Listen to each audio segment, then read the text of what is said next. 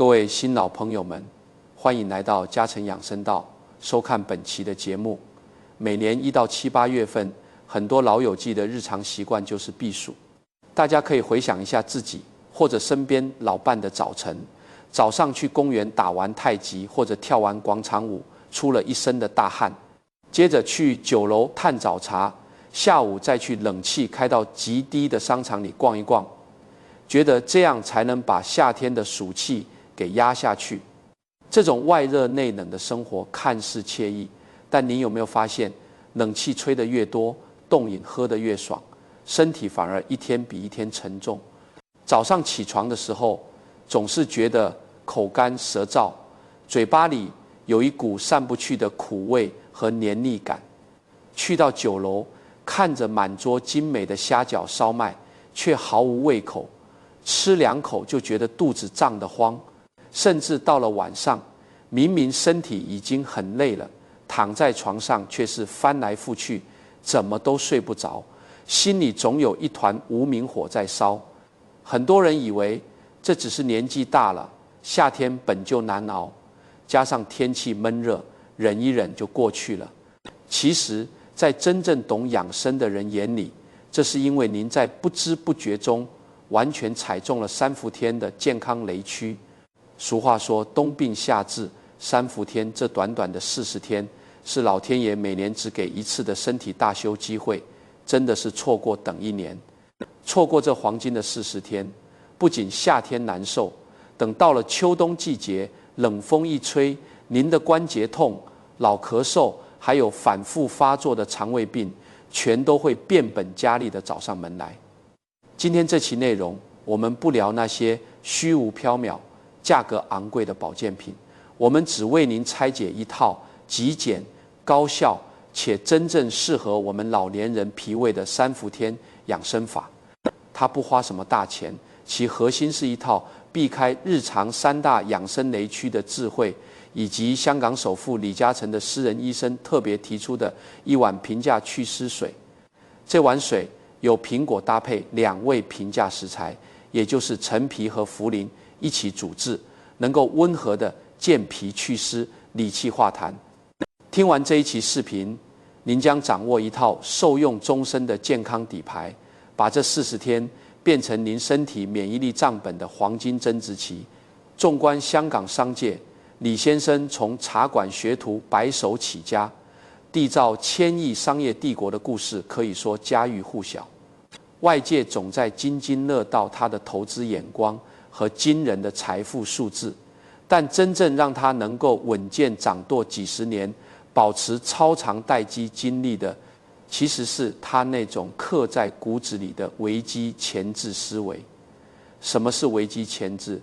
通俗来讲，就是从不在顺境中规划顺境，永远在太阳高挂、天气最晴朗的时候，就在包里准备好一把雨伞。这种顶级商人的智慧，不仅体现在他庞大的商业版图中，更深深烙印在他的健康管理哲学里。到了他这个地位，什么昂贵的山珍海味、名贵补品吃不到，但他却始终保持着极度的克俭抵奢，因为他非常清楚，身体就像一家庞大的企业，绝对不能等资金链彻底断裂了，也就是生大病住进医院了，再去倾家荡产地挽救。聪明的人必须要在平时就修补账本上的小漏洞。真正的智者不会把健康寄托在昂贵的医药费和手术台上，而是把身体当作最顶级的资产去进行长线的经营。而1年之中，修补我们老年人身体漏洞最关键的窗口期，就是现在的3伏天。为什么这么说呢？我们用大白话来拆解一下中医里的深奥道理。3伏天是1年中自然界气温最高、阳气最旺，同时也是湿气最重的时候。这就像是一个巨大的桑拿房，湿气和热气交织在一起，也就是中医常说的暑湿交争。对于20-30岁的年轻人来说，他们新陈代谢快，火力旺，去跑个步出点汗，湿气就排解掉了。但对于咱们老年人而言，身体机能衰退，脾胃的运化功能偏弱，体内的阳气也在逐年衰减。这就好比您的体内有一台用了60-70年的老旧抽丝机，它的运转功率本来就已经严重下降了。这个时候，外界潮湿闷热的湿邪一包围，这台老旧的抽丝机就会严重超负荷，甚至直接冒黑烟死机。一旦脾胃这台抽丝机罢工，体内的水分代谢就会彻底停滞，原本流动的水就会变成一滩死水。这就是为什么很多长辈在夏天会觉得头重如裹，就像脑袋上戴了一顶刚洗过还没拧干的湿帽子一样，昏昏沉沉，同时还会伴随着四肢酸软无力，大便黏腻冲不干净。这些所有的不舒服都是湿气牢牢困住了脾胃的典型表现。更要命的是，很多长辈在这个时候不仅没有想办法保护这台脆弱的抽丝机，反而还在无意中搞破坏。觉得天气热，就去冰室一口气喝下一大杯冰镇冻柠茶，或者在家里对着冷气机的风口直吹。老年人本就阳气亏虚，体温的调节能力很弱，夏天的时候人体的阳气都浮在体表，肚子里其实是一座空城。脾胃是一年中最寒凉最脆弱的时候，骤然的冷饮和冷气刺激，不仅会把原本就微弱的脾胃阳气直接一盆冷水浇灭，还会让全身的血管快速收缩。这就等于把体内的那滩死水直接冻成了冰块，湿气不仅排不出去，反而越积越深，牢牢地锁在了您的膝盖关节和五脏六腑里。所以这老天爷赏赐的40天冬病夏治窗口期，重点根本不是盲目的去喝苦寒的凉茶退火，也不是花大价钱吃三荣大补，而是要顺应天时，做好保护阳气和健脾祛湿这2件最基础却也最容易做错的事。那么既然不能贪凉，又不能乱吃补品，我们到底该拿这难熬的湿热天气怎么办？李先生的诗人医生为何偏偏选中了陈皮和茯苓这2味最不起眼的平价食材，还要搭配苹果一起煮水？这碗看似普普通通的甜水，到底在人体内施展了怎样4两拨千斤的魔法？在进入下一章，为您深度揭秘这碗黄金祛湿方的具体功效和熬煮方法之前，我想先问问屏幕前的各位老友记，您现在可以低头看一眼自己手里的空调遥控器，上面的温度是不是低于26度？如果是的话，听我一句劝，现在就把它调高2度。您在夏天最常遇到的身体小毛病是什么？欢迎在评论区留言和大家交流一下。我们下一章马上为您拆解这碗平亮镇的养生秘汤。上一章我们提到，很多长辈在3伏天经常感到浑身沉重、胃口差、睡不着，其实是因为脾胃这台抽湿机被湿气困住了。面对这种情况，普通的生意人可能会去买昂贵的冬虫夏草或者人参鹿茸来猛补身体，但像李先生这样具备顶级思维的人，却深知大道至简的道理。据透露，他的私人医生在3伏天为他特别开出的，不是什么奇珍异草，而是一个极其接地气的食疗方，就是用苹果搭配陈皮与茯苓这2种看似普通的食材，能够健脾祛湿、理气化痰。为什么偏偏是这3样东西？这里面其实藏着极高的中医智慧和对老年人体质的精准把控。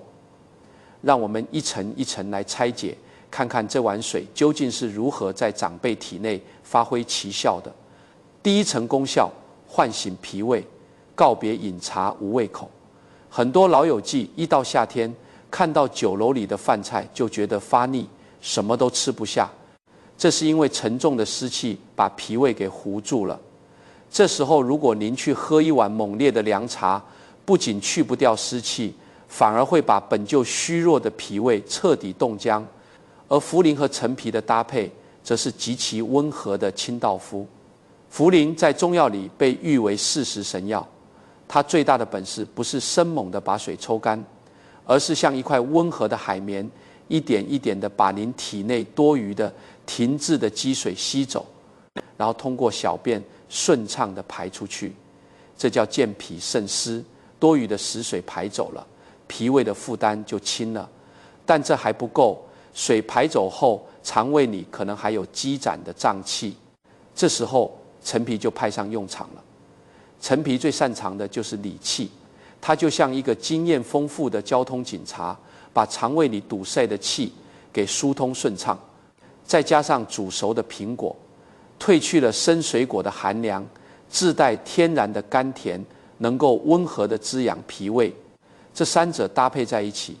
脾胃这台机器就被重新上了润滑油，自然就有胃口吃饭了。我们社区里有一位70多岁的张伯伯，以前最爱喝早茶，但去年整个3伏天他什么都吃不下，人瘦了一大圈。他以为是自己热气，天天去街边买苦寒的念世味凉茶喝，结果越喝胃越痛，大便也越不成形。后来老伴按这个方子，给他连着煮了半个月的苹果陈皮茯苓水。张伯伯喝下去，觉得胃里暖暖的，胀气没了。半个月后，终于又能在早茶店里开开心心的吃下一笼排骨了。第二层功效，化解老痰，舒缓闷热天气的心口口脱。年纪大的人体质往往偏向痰湿，平时可能只是偶尔咳嗽2声，但一到3伏天这种像桑拿房一样又闷又热的天气，很多长辈就会觉得胸口发闷，也就是广东话里的心口口气，总觉得嗓子里有一口老痰咳不出来。陈皮是中医里著名的化痰小能手，它不仅能理顺脾胃的气，还能燥湿化痰，从根源上减少痰液的生成。但是单纯用陈皮，有些长辈可能会觉得有点燥，喝多了嗓子发干。这正是诗人医生医术的高明之处，那就是加入了苹果。苹果含有丰富的水分和天然的果酸，煮水后酸甘化阴，刚好中和了陈皮的温燥之性。喝下去不仅不上火，还能润泽咽喉，让呼吸变得更加顺畅。第3层功效，宁心安神，拯救夏日入睡困难症。夏天的第3大痛点就是睡不好，天气炎热，中医讲叫暑热扰心，加上老年人本身气血阴液就容易不足，心里一烦躁，晚上就在床上翻来覆去烙饼。很多长辈一失眠就想吃安眠药，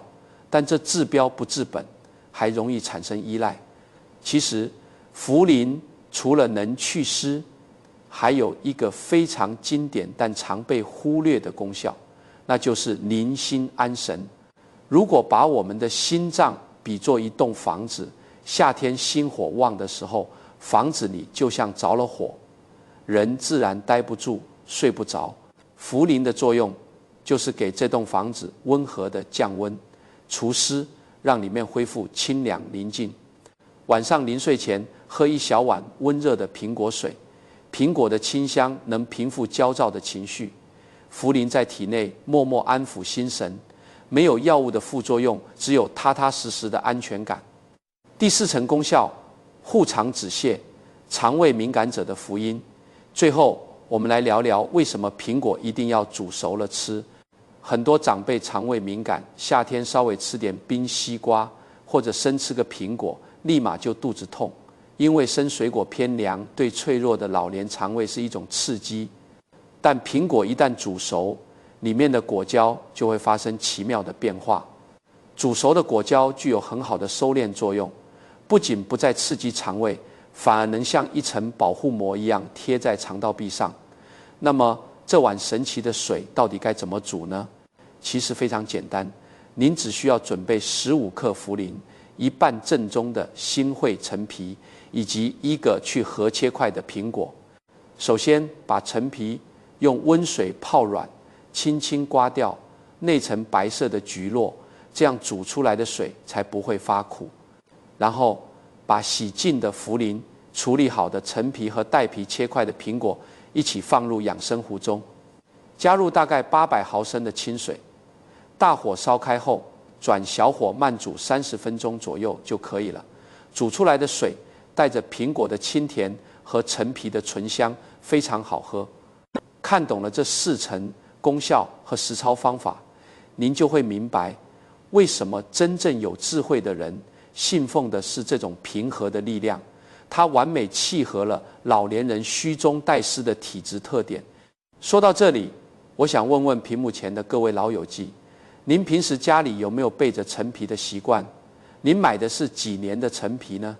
可以在评论区分享一下您的挑陈皮心得。当然，再好的食疗方，如果不配合正确的生活习惯，也是白搭。在下一章中，我们将为您深度拆解3伏天老年人养生的3大核心禁忌。为什么每天早晨坚持去公园出大汗，反而是在透支您的生命力？我们接着往下看，在上一章中，我们详细拆解了私人医生推荐的苹果陈皮茯苓水是如何温和的帮长辈们健脾祛湿、宁心安神的。但是，纵观李先生这样顶尖的企业家，他们的处世哲学里有一条极其重要的铁律，那就是真正的富人从不冒他们输不起的险。把这个道理放在健康管理上同样适用。如果您一边喝着养生茶，一边却在日常生活中疯狂踩雷，那就好比一边往水缸里注水，一边却在水缸底部砸出了3个大洞。3伏天养生，与其盲目跟风去补，不如先学会避坑。接下来，我们就来盘点一下文末最后给出的3伏天养生的3大绝杀禁忌，也就是长辈们在3伏天最容易踩中的3大核心雷区。地雷1：冷气病与冻饮伤阳，别把微弱的火苗掐灭。很多港台的老友记，夏天最喜欢的消遣就是去宾士喝一杯加满冰块的冻柠茶，或者在家里把冷气机开到20度，对着身体直吹。大家觉得外面那么热，身体需要快速降温，但这在懂养生的人看来，简直是在拿生命力开玩笑。我们之前说过，老年人的身体就像一个慢火炉，阳气本就亏虚，到了夏天，人体的阳气都发散到了体表，肚子里其实是一座寒冷的空城。这个时候，您的脾胃是1年中最脆弱的。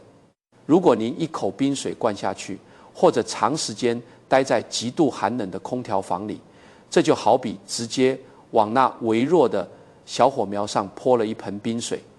冷气和冻饮带来的直接后果是什么？是血管的骤然收缩。对于很多患有高血压、心脑血管基础病的老年人来说，血管快速收缩极易诱发意想不到的危险。此外，寒气会把体内的湿气死死地冻住，锁在关节里。这就是为什么很多长辈夏天吹多了冷气，反而会觉得膝盖冷痛、肩膀僵硬，甚至腹痛腹泻。聪明人的做法是怎样的呢？观察那些真正懂得长线保养的人，他们的办公室和起居室，冷气永远只会设定在26度到28度之间，并且绝不让风口直吹肩颈和腹部。夏天口渴，一杯温热的白开水或者常温水才是唤醒身体的最佳选择。地雷2：顶着烈日下练3伏，千万别让气血漏气。很多长辈有着非常顽强的锻炼意志，深信夏练3伏的老话，觉得夏天就是要多出汗才能排毒。我们社区里有一位65岁的李阿姨，为了在朋友圈的微信步数里拿第1名，每天中午顶着大太阳去公园暴走1万步，直到衣服全湿透了才肯回家。结果上个星期，他刚走到小区门口，就觉得眼前一黑，浑身冒冷汗，直接晕倒在地，被邻居叫救护车送进了急诊。医生一查，是严重的电解质紊乱加上虚脱。其实夏练3伏是对阳气充足的年轻人说的，对于老年人而言，这绝对是一个危险的误区。中医里有一句非常经典的话，叫做“气水津脱”。用大白话来说，汗液不仅是水分，它还承载着你体内的气。出汗太多，就像是一个充气的气球破了个洞，随着汗水的流失，您的元气和体力也在迅速往外漏。老年人本就气血不足，长时间在闷热的户外剧烈运动，大量耗伤气阴，轻则会导致浑身乏力、心慌气短，重则就像李阿姨那样，引发中暑，甚至诱发心脑血管疾症。这根本不是在锻炼身体，而是在透支健康的本钱。聪明人的做法是把剧烈运动换成舒缓的保养，选择在清晨或者傍晚太阳下山后，气温相对凉爽的时段出门，散散步，打打太极，把时间控制在30分钟以内，微微出汗就好，留住体内的津液，就是留住了长寿的底气。地雷3，盲目乱喝凉茶，大失进补，切忌雪上加霜或火上浇油。1到3伏天，长辈们的餐桌上总少不了2样东西，要么是觉得天气闷热，身体热气，于是天天去街边铺头买苦寒的念世味凉茶当水喝；要么是听信了某些偏方，觉得3伏天要贴符，于是大肆炖煮人参、鹿茸、牛羊肉等温热大补的汤水。这2种极端的做法都不适合老年人。先说凉茶，长辈们的体质多是虚中带湿，苦寒的凉茶虽然能短暂压制火气，但它的寒凉之性会严重重创本就虚弱的脾胃。脾胃越虚，抽湿的能力就越差，体内的湿气反而会越来越重。再说大补，3伏天气候炎热，人体的毛孔都在张开散热，这时候如果您吃太多温热滋腻的补品，身体根本吸收不了，反而会堵在肠胃里变成邪火，导致口干舌燥，严重便秘。这就是典型的虚不受补。我们小区的赵伯伯今年68岁，他的经历就是一个非常典型而且让人痛心的活生生的例子。去年刚刚入伏的时候，天气特别闷热，赵伯伯总觉得浑身没劲，每天早上起来就像背着一块大石头，连下楼溜达2圈都觉得双腿发沉，稍微动一动就气喘吁吁。他自己心里一琢磨，觉得这肯定是年纪大了，身子太虚，底子亏了，必须要趁着夏天好好补一补。于是他特意让女儿从外地托人买了几盒价格非常昂贵的上好红参，心想着这可是好东西，多吃点肯定能把精气神给补回来。从那之后，赵伯伯每天都变着花样给自己炖汤。今天红参炖土鸡，明天红参熬排骨，有时候还往里面加一把枸杞和桂圆。刚喝头2天，他心理上觉得好像是有了点力气，于是喝得更起劲了。可是到了第4天，情况就不对劲了。赵伯伯开始觉得嘴巴里又干又苦，喝多少水都不解渴，脾气也变得越来越急躁，一点小事就和老伴发火。最让他难受的是，原本就不太顺畅的肠胃彻底罢工了，连着好几天严重便秘，肚子胀得像个硬邦邦的小鼓。到了晚上，他躺在床上更是心烦气躁，浑身燥热，翻来覆去根本睡不着觉。硬挺到第7天，赵伯伯实在熬不住了，只能去医院挂了急诊。医生仔细一问他最近的饮食，无奈地摇了摇头，告诉他这就是最典型的虚不受补和火上浇油。医生解释说，3伏天人的毛孔大开，本就是发散的季节，加上老年人脾胃本来就虚弱，运化不灵，吃下去的那些大补的红参根本没有被身体吸收转化成气血，反而全部堵在了肠胃里，变成了一团血火。这就好比一个原本就快要熄灭的火炉，您不仅没有先清理里面的炉灰，反而直接塞进去一大块硬木头，这火怎么可能烧得旺呢？最后赵伯伯花了好几百块钱开了清热通便的药，足足折腾了大半个月才缓过劲来。不仅钱白花了，身体反而比入伏前更虚弱了。这就是不顾自身体质、盲目大肆进补带来的惨痛教训。回顾李先生纵横山海几十年的历程，外界总是惊叹于他敏锐的嗅觉。但如果您仔细研究过他的行事风格，就会发现他身上最核心的特质只有4个字，那就是长期耐心。他曾说过，自己从不做5年以内就能看到结果的生意买入，然后耐心的等待。这种长期主义的哲学被他完美的平移到了健康管理上。很多人把健康当作一种短线交易，平时肆意挥霍，生病了才花重金去寻医问药，指望吃几副昂贵的特效药就能立刻药到病除。但在顶级的健康思维里，身体才是我们这辈子唯一持有的最顶级的长期资产。财富可以留给子孙，但健康只能靠日复一日的自律和清醒来维持。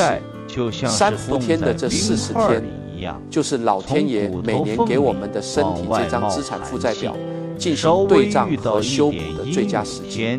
错过这40天，就像错过了一次极佳的投资窗口期。秋冬季节各种老毛病的发作，就是身体给您开出的罚单。我认识一位今年快80岁的刘奶奶，她简直就是健康长期主义的最好践行者，也是我们整个社区长辈们羡慕的榜样。其实，在5年以前，刘奶奶的身体远没有现在这么硬朗，那时候她特别怕热。一到夏天就极其贪凉，每天下午雷打不动地坐在冷气开得极大的棋牌室里打麻将，风口就对着他的后背和膝盖直吹，渴了就大口喝冰镇的绿豆汤或者冰水，觉得这样才痛快。可是到了冬天，这种贪凉带来的恶果就全部显现出来了。刘奶奶的2个膝盖就像是冻在冰块里一样，从骨头缝里往外冒寒气。稍微遇到一点阴雨天就疼得整夜睡不着，严重的时候，他连下楼梯都得双手死死抓着扶手，侧着身子一步一步往下挪。平时出门还得贴满各种味道刺鼻的膏药，那种身体不受控制的无力感，让他总觉得自己成了儿女的拖累。后来，刘奶奶结识了一位非常有经验的老中医，深刻明白了冬病夏治的道理，也彻底认识到了自己夏天贪凉的危害。从那以后，他痛定思痛，硬是靠着极强的自律，改掉了所有的坏习惯。现在的刘奶奶每年1到3伏天，不管外面多热，她都绝对不喝一口冰水。家里的冷气也永远控制在27度，绝不直吹。更重要的是，她每天都会雷打不动地给自己煮一壶温热的健脾祛湿水，用最平和的食材来慢慢调理脾胃，保护好自己微弱的阳气。健康这张资产负债表真的是一分耕耘一分收获，就这样坚持了整整5年。现在您再去看看刘奶奶，她不仅夏天过得舒坦自在，不再有那种湿漉漉的沉重感，到了冬天更是发生了脱胎换骨的变化。她的膝盖再也没有疼过，膏药也早就被扔进了垃圾桶。每天清晨，她都能动作利索地去菜市场买菜，周末还能跟着旅游团到处去游山玩水，走路健步如飞，甚至比很多60多岁的人还要精神。刘奶奶用她5年的坚持，证明了一个最朴素的道理，那就是不贪图一时的凉快，不追求急功近利的猛虎，把身体当作最顶级的长期资产去细心经营。时间最终一定会给您最丰厚、最真实的健康回报。让我们再来做一个极简的复盘。在这难熬的盛夏里，真正聪明、懂得长线保养的长辈都在做些什么？首先，他们守住了底线，坚决避开了贪凉直吹、过度运动耗气以及盲目乱喝苦寒凉茶这3大核心禁忌。他们深知保护好微弱的阳气，就是保住了生命的火种。其次，他们选择了平和，他们不需要昂贵的山珍海味，而是用最平价的苹果搭配陈皮与茯苓煮水，以此来健脾祛湿、理气化痰，用不寒不燥的方式，温和地唤醒脾胃，安抚心神。当然，再好的食疗方也要因人而异。这里要特别提醒大家，如果您是有糖尿病的老友记，